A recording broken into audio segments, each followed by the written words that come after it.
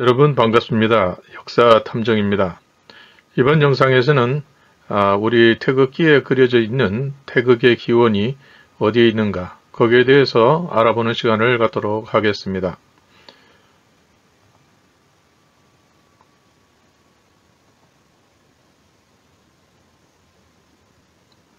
먼저 태극의 기원을 우리가 알기 전에 우리에게 전해오는 그 유물에 표현된 그 태극을 한번 살펴보고 거기에서 우리가 태극의 기본에 대한 그 내용, 그 기원이 어디에 있는가 그것을 알아볼 수가 있는 근문과 관련지어서 설명을 드리도록 하겠습니다.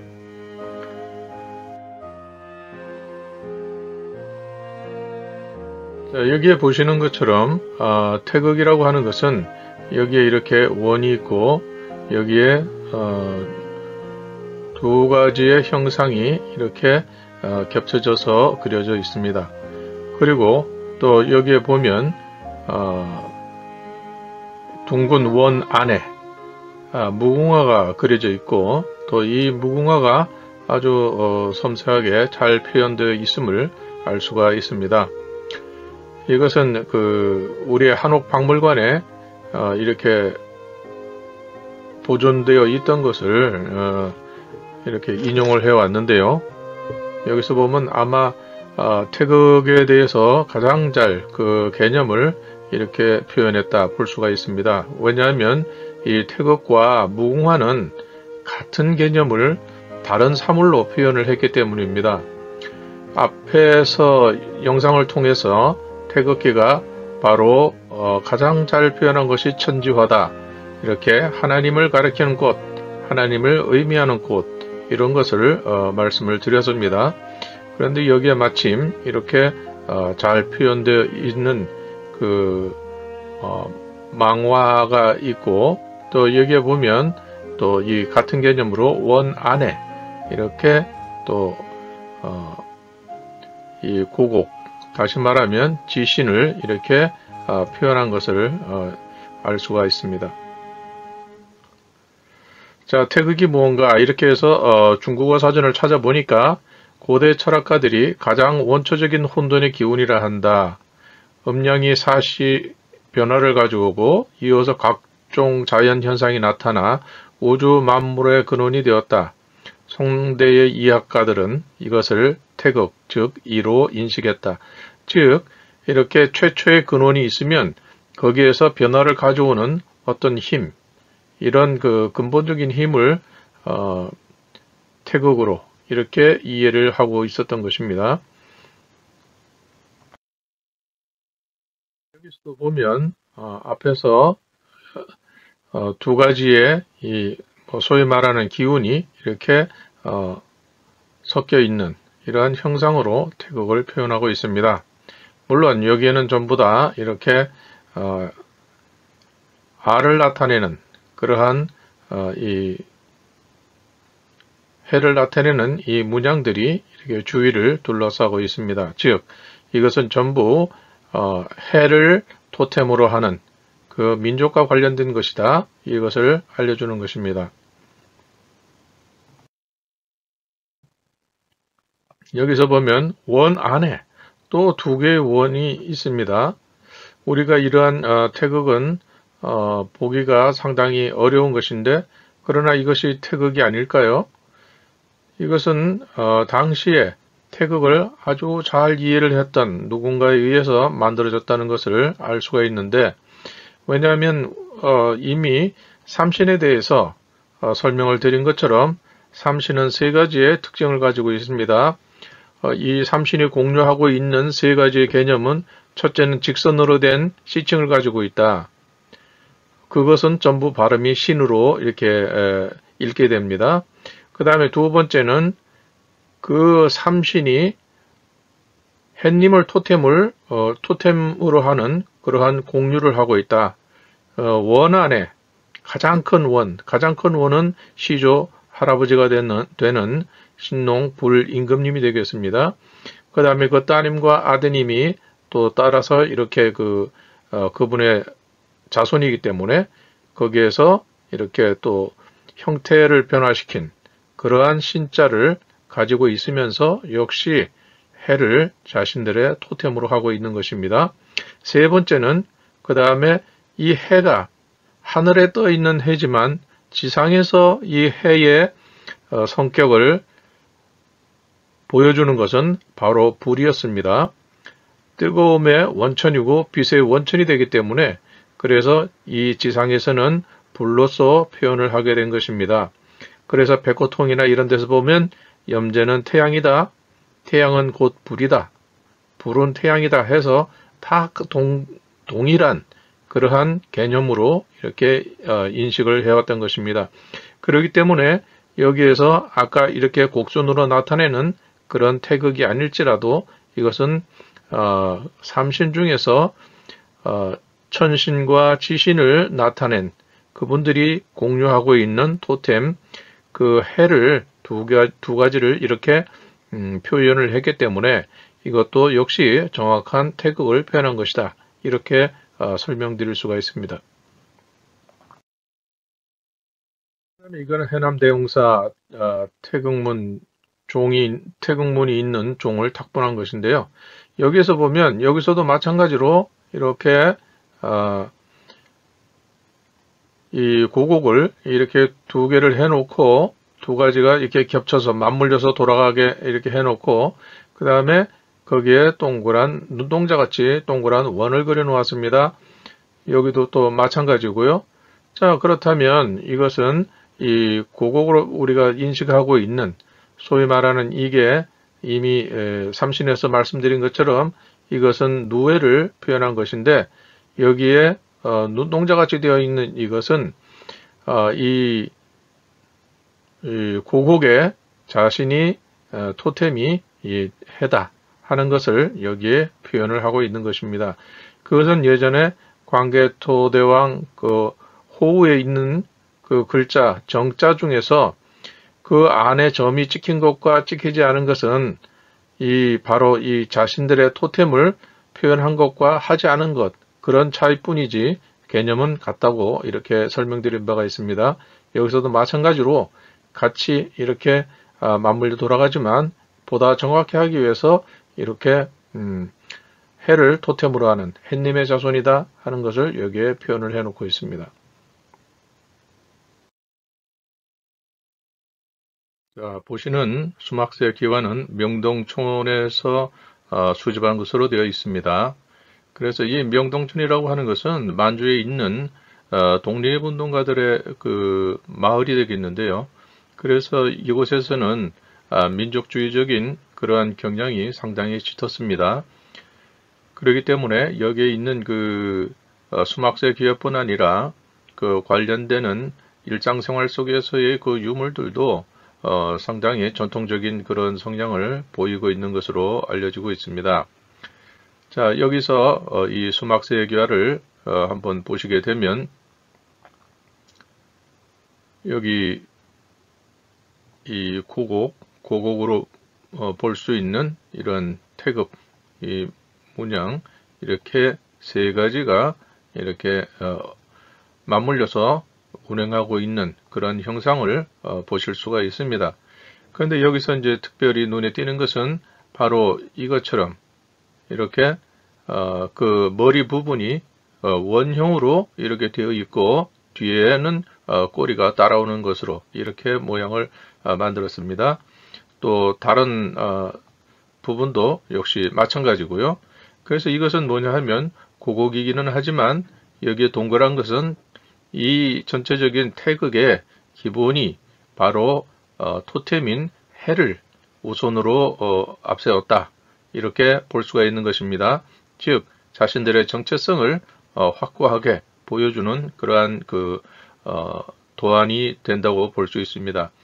그 다음에 또 여기에서 한 가지 또 특이한 점은 이 옆에 있는 이 부분들이 이렇게 삼각형의 모양을 하고 있습니다. 이것은 이미 삼신에서 설명드린 것처럼 이것은 삼신이 한데 모인 그래서 이걸 하나의 글자로 읽게 되면 집이라는 그런 글자가 됩니다. 삼신을 모신 집이라 이런 뜻이 되는 것이죠. 그래서 이 태극 도안과 옆에 있는 이 글자는 일맥상통하며 또 이것은 그 명동촌에서 이런 기와를 가졌던 주인의 민족의식은 또 역사인식은 너무나도 훌륭하고 확고하다, 정확하다 이렇게 볼 수가 있겠습니다. 또 이 삼신을 모신 이 집도 여기에 계속 이렇게 되어 있습니다.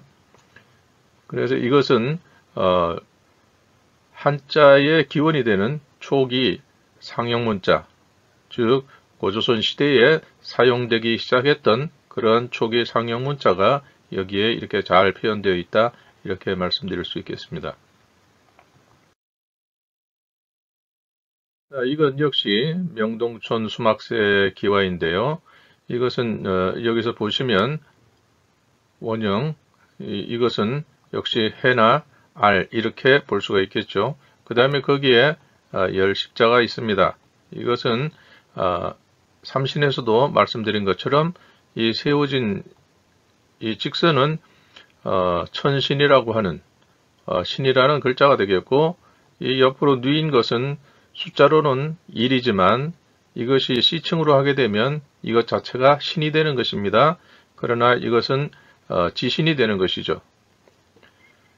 또 여기 이 고곡이 그려진 세 개의 삼태극, 이것도 앞에서 설명드린 그러한 그 막새 기화와 같은 내용이 되겠습니다.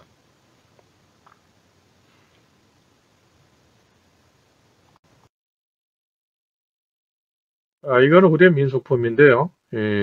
용 두 마리가 있고, 또 태극이 3태극으로 이렇게 되어 있습니다. 자, 여기서는 원 안에 꽉 차서 이렇게 3태극을 표현했지만, 이 기와를 보면 이건 각각 독립적으로 이렇게 셋이 맞물려서 돌아가고 있습니다. 그러니까 이것 역시 목의 입장에서 본 삼신을 여기서 표현을 한 건데, 이것은 이제 다른 삼태극과 좀 다르게 이렇게 보면 이 머리 부분이 원형으로 이렇게 되어 있습니다. 즉 이것은 누에와 또 그 누에의 이 토템이 되는 알을 동시에 이렇게 표현한 것으로 이렇게 볼 수가 있습니다. 즉 이렇게 삼태극을 해놓고 가운데 아까 종에서 본 것처럼 눈처럼 동그랗게 이렇게 태양을 토템으로 한다 하는 것을 남긴 것처럼, 이것은 방식을 달리해서 머리 부분에 이렇게 원을 먼저 표현함으로써 이 해를 토템으로 한다는 것을 이렇게 더 강조했다는 것을 알 수가 있습니다. 그리고 주변도 다 이 해로서 이렇게 둘러싸여 있습니다.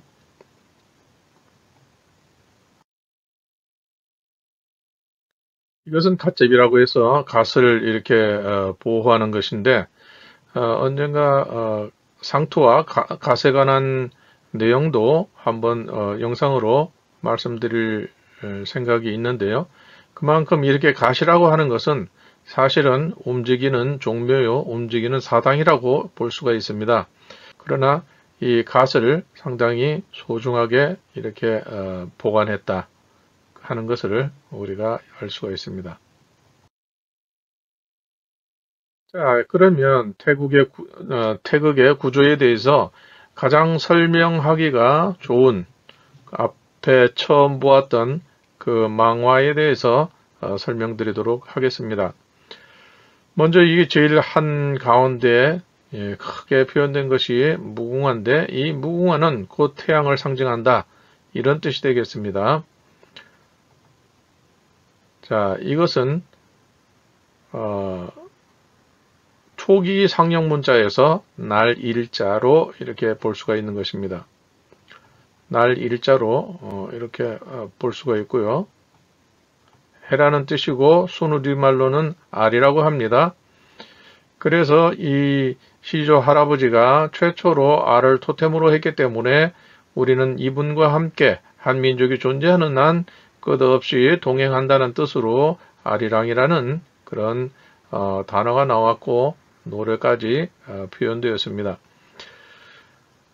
그래서 여기서 보면 이것은 최초의 알이고 가장 선조가 되는 분이기 때문에 이 큰 알이라는 뜻이죠. 큰 알이라는 뜻이 바로 하늘천, 하나님천 이렇게 되는 것입니다. 그런데 우리는 이 기본 본래의 뜻을 잃어버렸기 때문에 이것을 하늘에 떠 있는 해로 그렇게 우주로서 이해를 하고 있는 것입니다. 그래서 뜻하지 않게 우주론이 나오고 오행이 나오고 음양이 나오고 이렇게 추상적으로 변질이 되어가는 것입니다. 그러나 본래의 그 토템은 어느 한 인물을, 사람을 나타내기 위한 것이지 그것이 막연한 그러한 어떤 허공에 떠 있거나 눈에 보이지 않거나 이런 추상적인 개념을 여기에서는 나타내질 않습니다. 그래서 우리가 뭐 보면 동식물이라든지 짐승이라든지 이런 것을 기록을 했다 할지라도 고대에는 그것이 다 그것을 상징으로 하는 어떤 시족, 족단의 표현이다. 토템의 표현이다. 사람을 나타내는 것이다. 그것을 우리가 먼저 인식을 해야 됩니다. 그렇기 때문에 산은 산이 아니고 강은 강이 아닙니다. 산도 강도 다 사람을 나타낸 것입니다. 자, 그 다음에 이 무궁화 한가운데 있는 이 수술대는 바로 신이라는 최초의 글자를 나타냅니다. 그래서 이 신이라고 하면 이분의 시칭이고 또 통상적으로 이분의 토템까지 포함을 해가지고 천신 이렇게 합니다. 또 천이라는 것만 할지라도 글로 이게 표현을 할지라도 이것은 곧 천신과 같은 말이 됩니다. 왜냐하면 시조 할아버지의 이름과 토템은 항시 붙어서 다니기 때문입니다. 자, 그 다음에 그래서 이 신을 가지고 우리가 알 수가 있는 것은 이 전록이라는 것이 있는데 서충 사고전서에 돈만 고대로부터 내려오는 돈을 모아서 설명해 놓은 수록한 것이 있는데 그것이 전록입니다. 이름 그대로. 그 다음에 산해경에서는 이 시칭, 이분을 일러서 천독 이렇게 표현했습니다. 곧 하나님이 다스리는 나라, 그래서 천독국이 됐습니다. 그리고 순 우리말로 하게 되면 한알님, 이때 한알 할 때 알은 아레아가 되어야 되는데 표현이 안 돼서 그냥 이렇게 발음만 적었습니다. 한알님이 이렇게 붙여서 읽으면 하날님이 되고 또 이것이 모음이 겹치기 때문에 하나님으로 됩니다. 그래서 이 하나님이라고 하는 것은 바로 한민족의 시조 고조선의 첫 임금님이 되는 불임금 신농상제님이 되겠습니다. 그 다음에 우리가 신라 금관 여기서 본 것처럼 금관의 중앙에 보면 신자 세워진 신자가 있고 그 위에 불의 형상으로 표현이 되어 있습니다. 그래서 금관의 중앙에 있는 세 개의 세워진 수직 중에서 한가운데 있는 또 그리고 유독 불꽃을 크게 이렇게 표현해 놓은 그러한 금관 중앙에 있는 그것이 중앙에 모신 그 분이 바로 이 신, 천신입니다. 하나님입니다. 그래서 이분으로부터 이분 이전에는 그때는 군원사회였기 때문에 어머니는 알았지만 아버지는 알 수가 없었습니다. 누구의 씨를 받아서 낳는지 모르니까요. 그래서 이것이 그 범위가 축소돼서 혼인관계가 축소되었기 때문에 푸날루와 혼이 돼서 어머니는 알았고 아버지도 두 분 중에 한 분이라는 걸 알았어요. 그렇기 때문에 이분으로 인해서 성씨가 시작이 되게 된 겁니다. 그래서 이것을 만성시조라고 합니다. 모든 성씨가 이분으로부터 군원사회에서 푸나루아 사회로 전이됐기 때문에 이렇게 변화됐기 때문에 그 첫 시작이 되는 분이 바로 신농 상제가 되겠습니다. 그래서 이분이 모든 성씨를 가진 사람의 최초의 시조가 되기 때문에 그 자손들은, 모든 성씨를 가지고 있는 자손들은 이분을 기려야 될 그런 의무가 있는 것입니다. 그래서 영구불천의 신위라고 합니다. 한민족이 있는 한 영원히 잊지 않고 이렇게 기념을 해야 되는 그러한 가장 중요한 그 인물이 되겠습니다.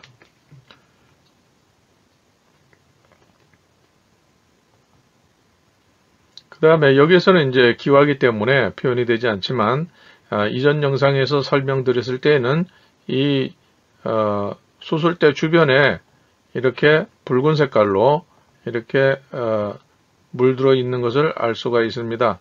그래서 이것을 단심이라고 이렇게 표현을 합니다. 그래서 무궁화는 모두 단심이 있고 다만 배달개에 속하는 무궁화는 이 단심이 없고 수술대 요것이 있습니다. 그래서 여기에서는 통상적으로 보면 대개 무궁화는 단심이 있습니다. 그래서 이것은 하나님인데 이분이 시칭이 신입니다. 그런데 여기에 붉은 단심이 있어요. 그래서 이것은 바로 이 신농 임금님의 토템이 되는 불. 아까 삼신의 세 가지 특성이 신이라는 이름이 있고 태양을 토템으로 하고 그 다음에 불을 토템으로 한다. 이렇게 말씀을 드렸습니다. 그렇기 때문에 여기 이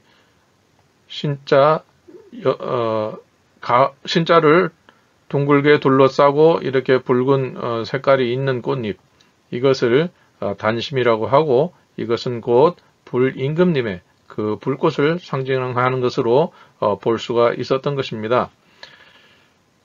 그래서 이것은 불 혹은 불꽃염, 그 다음에 불기 때문에 붉을적.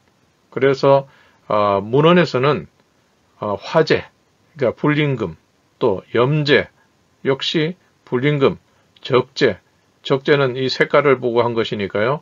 붉은 불을 보고 역시 적재, 이런 식으로 이렇게 기록이 되었던 것입니다. 자, 그 다음에 여기 보면 이건 천이라는 뜻이 될 것이고요. 여기에 보면은 이렇게 누조, 바로 이 신농 임금님의 따님이면서 또 상대 쪽에 황제의 부인이 돼서 그 자손들 간에 대대로 이렇게 혼인관계가 이어지기 때문에 따님이면서 동시에 사돈관계가 됩니다. 그래서 여기에 보면 이분이 토템으로 했던 것이, 이 따님의 토템은 원천적으로 신농 하나님의 따님이기 때문에 이 해를 자신의 토템으로 삼지만 그 자신은 한 일이 양잠신이었습니다.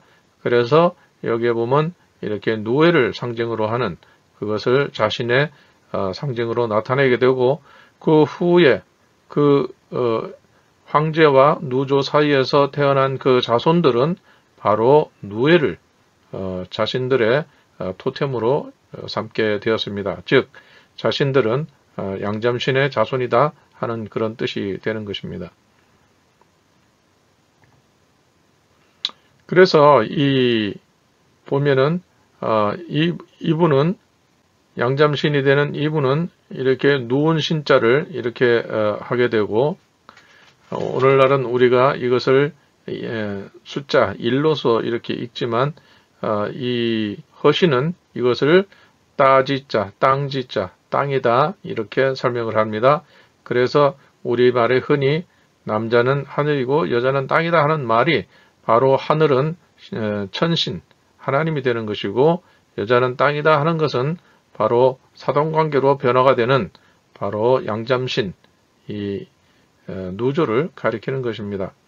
그래서 이 세워진 신과 이렇게 땅으로서 누워진 신이 합쳐지면 요 조선이라는 이 고조선 할 때 조선이라고 하는 이 글자 중에서 첫 획, 세워진 신과 이 옆으로 누운 이 신으로 이렇게 합쳐지게 되는 것입니다. 그래서 이렇게 열십자로 이렇게 되는 것입니다. 그래서 이것이 나중에 그 자손들에게는 뭐 신농 계열이든 불임금 계열이든 아니면 이 양잠신의 그 자손들이든 이 열십이 자신들의 이 상징으로서 이렇게 나타나게 되는 것입니다. 대한독립이라고 하는 걸 보면 일제시대 때의 태극기일 것입니다. 그래서 여기서 이 3, 4, 5, 6 이렇게 뻗어나가게 됩니다. 그런데 이제 출발점이 중요하겠죠. 이 태극은 이것이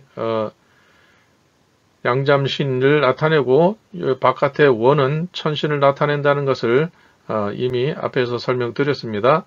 그러면 이 3으로 시작되는 것은 무슨 뜻일까요? 이 직선이기 때문에 이것은 다 신이라는 글자가 되는 것이고 이 역사가 이렇게 진행이 되면서 이 출발점은 삼신이 된다. 이런 뜻이 되는 것입니다. 그래서 이 삼신으로부터 고조선이 시작되었고 오늘날 우리 그 고구려 백제 신라 가해를 통해서 고려 조선으로 해서 오늘날 우리 대한민국으로 이렇게 전해져 내려오는 것입니다. 그렇기 때문에 이 태극기는 5000년 전에 가졌던 그러한 의미가 이 안에 함축되어 있는 것입니다.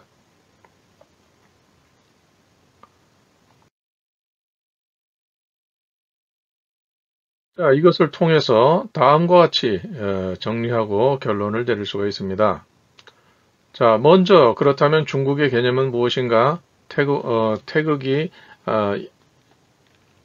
기원이 중국이었다. 이렇게 제목을 달았기 때문에 중국이 무엇인가를 먼저 우리가 알아야 할 것 같습니다. 이건 역시 나중에 상세한 설명은 따로 정리를 할 것이고요. 일단 기본적인 개념을 보게 되면 중국은 중앙에 있는 나라로 천자국을 말한다.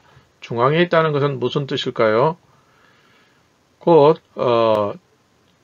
천자국을 둘러싼 제후국, 이것이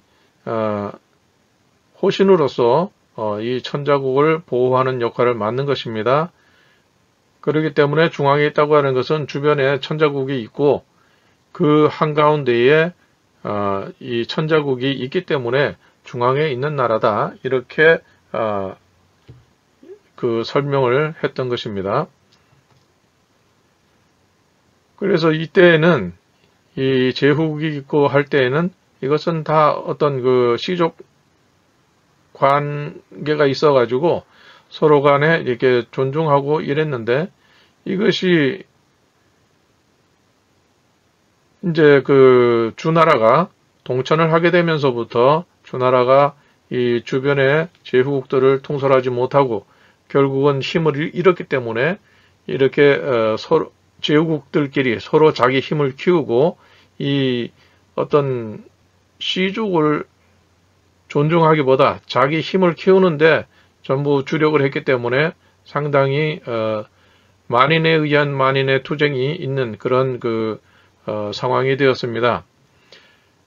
그리고 결국은 그 시대를 마감하고 진나라가 천하통일을 하면서부터 한나라에 이르면서까지 중앙 집권 체제가 성립되었고 황제의 전권으로 통치하는 강력을 중국이라고 이렇게 했던 것입니다. 그렇기 때문에 최초의 그 천자국은 어디냐? 고조선은 소토의 첫나라로서 한민족의 시조, 불임금 신농 상제가 다스렸으며 사기에서는 사망오제 시대라고 했습니다. 이때에 그 조선을 설명하면서 동해진의 북해 지우하면서 천독, 하나님이 다스린다 이렇게 설명을 했습니다.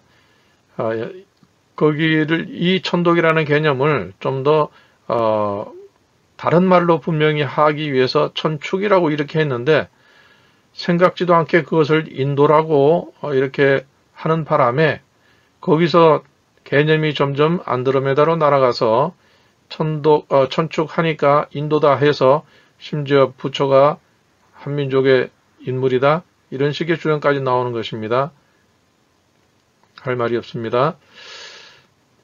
그래서 한민족의 시조 불임금 신농 성제가 다스렸으며 사기에서는 사망오제 시대라고 했다. 즉 사망오제 시대가 아니라 고조선 본기 이런 제목을 달아야 했을 텐데 사마천이 몰라서 그렇게 했는지 또 알고도 그렇게 했는지 현재로서는 알 수가 없습니다. 고대 근문에도 불임금님의 시칭이 화폐로 전해지고 있어서 신화가 아닌 실존 인물임을 알 수 있다. 이 불임금, 이분, 신농 이렇게 세워진 이것이 들어있는 화폐가 발견되었기 때문에 이 신농이라는 분이 신화나 전설의 인물이 아니라 실제로 존재했던 또 중국의 최초의 하나님이었다, 지배자였다, 이것을 알 수가 있게 되었습니다. 고대 근문에도 이렇게 전록으로 전해지고 있고 신화가 아닌 실존 인물임을 알 수가 있습니다. 태극은 고조선의 시조 두 분, 천신과 지신을 정점으로 시작되었으며 두 분의 시칭과 토템으로 표현한 것이다. 또 여기서 두 분, 천신과 지신을 정점으로 시작했기 때문에 그 사방에 이 괴들은 세 번째, 삼신으로부터 시작되는 것입니다. 그래서 3, 4, 5, 6 이렇게 되어 있는데 또 그 이전에 있던 데는 이렇게 4교가 아니고 8교로 되어 있는 것도 있습니다. 자연히 태극은 주역보다 1500년가량 먼저 존재했으며 음양설보다는 2000년 이상 앞서는 것입니다. 그렇기 때문에 고대의 역사를 주역으로 풀이한다든지 이것은 사실 좀 맞지 않는 얘기죠. 태극은 최초의 중국인 고조선의 시조를 나타내고 있으며 역사가 진행되면서 태극의 개념은 점차 추상적으로 변절되었다. 즉 고조선이 최초의 천자국일 뿐 아니라 최초의 중국에서 일어난 역사였기 때문에 당연히 태극이라고 하는 것은 천신과 지신 그 두 분을 정점으로 하는 그러한 개념이 되겠습니다. 그렇기 때문에 태극의 기원은 최초의 중국인 고조선이었다. 이렇게 말씀드릴 수가 있겠습니다. 이상으로서 오늘의 영상의 설명을 마치도록 하겠습니다. 이제까지 영상을 보아주신 구독자님들께 감사의 말씀을 드립니다. 고맙습니다.